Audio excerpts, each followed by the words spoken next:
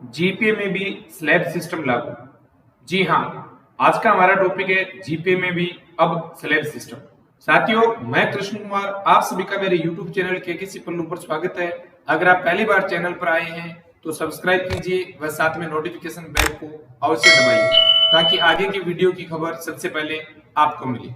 आज हम बात करेंगे जीपीए की कि जीपीए क्या है, कब शुरू किया गया, वह इसके क्या लाभ है और इसकी कटौती कितनी होती है। जो साथियों, राज्य सरकार के समस्त अधिकारियों व कर्मचारियों के लिए 1 मई 1995 से समूह व्यक्तिगत दुर्घटना बीमा यानी जीआईएस या जिसे हम जीपीए भी कहते हैं, यह योजना लागू की गई थी।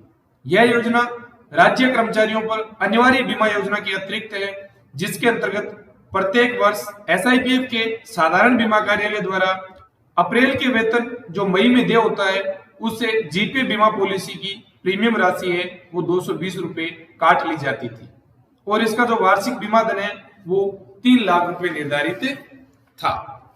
जीपीए बीमा योजना दुर्घटना में राज्य सरकार के अधिकारियों व कर्मचारियों की मृत्यु अथवा क्षति पर बीमा उपलब्ध करवाने के उद्देश्य से प्रारंभ की गई थी। साथियों, अब तक तो ये होता आया था कि अप्रैल का जो हमारा वेतन होता था और जो मई में देय होता था, उससे एक निश्चित राशि है वो 220 रुपए की जीपीए की प्रीमियम काट ली जाती थी और उसके बदले में हमारा जो बीमा धन है वो 3 लाख रुपए निश्चित था। पर इस वित्तीय वर्ष में 2021-22 का जो ये वित्तीय वर्ष है, इस वित्तीय वर्ष के अंतर्गत निश्चित राशि की जगह सरकार ने जीपीए के अंतर्गत भी अब स्लैब सिस्टम लागू कर दिया गया है। अब जीपीए में 4 स्लैब निर्धारित कर दी गई है, 220 रुपए, 700 रुपए, 1400 रुपए और 2100 रुपए।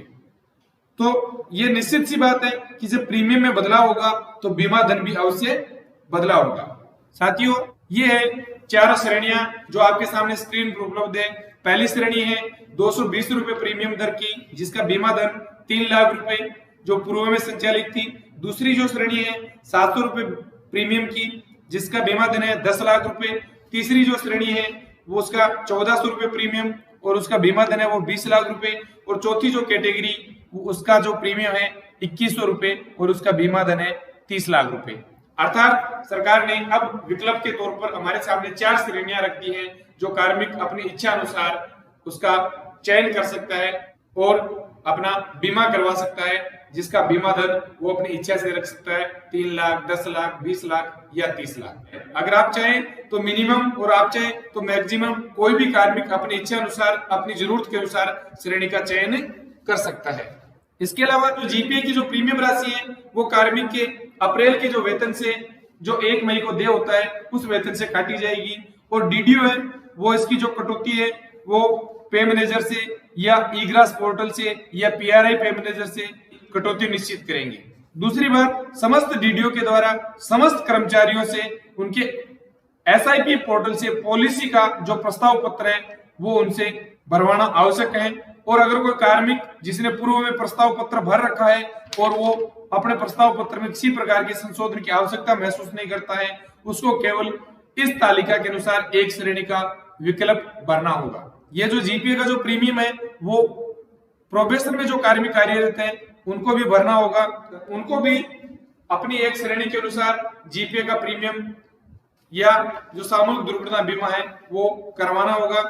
और जो कार्मिक 1 मई 2021 के पश्चात यानी वित्तीय वर्ष के बीच के दौरान कार्य ग्रहण करते हैं, उनको सामूहिक दुर्घटना बीमा की राशि है वो प्रोरेटा बेस पर अर्थात आनुपातिक रूप से जमा करवानी होगी।